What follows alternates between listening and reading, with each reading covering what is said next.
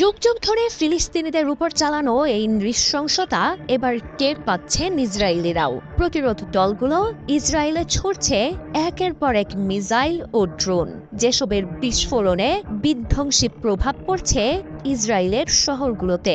ইসরায়েলের Tel Aviv সহ শহরগুলোতে অন্তত 20টি ব্যালিস্টিক হাইপারসনিক মিসাইল ছোড়ার কথা জানিয়েছে ইয়েমেনের প্রতিরোধ গোষ্ঠীটি।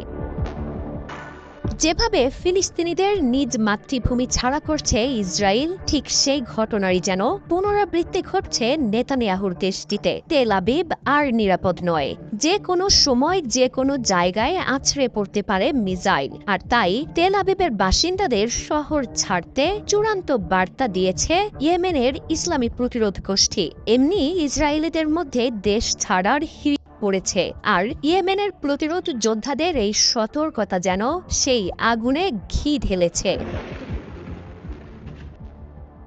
সম্প্রতি ইসরায়েলের তেল আবিবে যেসব মিসাইল ছোড়া হয়েছে সেসব স্থানের এক ছবি প্রকাশ করেছে প্রতিরোধ দলটি, যেখানে দেখা গেছে তেল আবিবের প্রায় পুরোটাই ইয়েমেনের মিসাইলের তাণ্ডব দেখছে। এরপরই ইসরায়েলিদের উদ্দেশ্য করে সেই সতর্কতা প্রকাশ করে ইয়েমেন। বলা হয়, ইসরায়েলের তেল আবিব শহরের কোনো জায়গায় আর নিরাপদ নয়, যে কোনো দিন যে কোনো জায়গায় মিসাইল আর ড্রোন আঘাত হানতে পারে। তাই প্রাণে বাঁচতে চাইলে তেল আবিব ছেড়ে যাওয়ার বার্তা দেয়া হয় বাসিন্দাদের।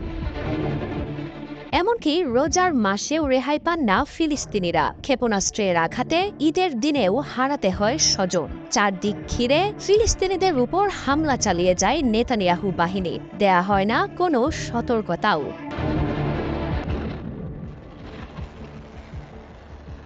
ফিলিস্তিন প্রশ্নে কখনোই বিন্দুমাত্র সহনশীলতা দেখায় না ইসরায়েল। দিন রাত নামাজ হোক বা উৎসব, ইসরায়েলের মিসাইল আঘাত হেনে যায় ফিলিস্তিনি ভূমিতে।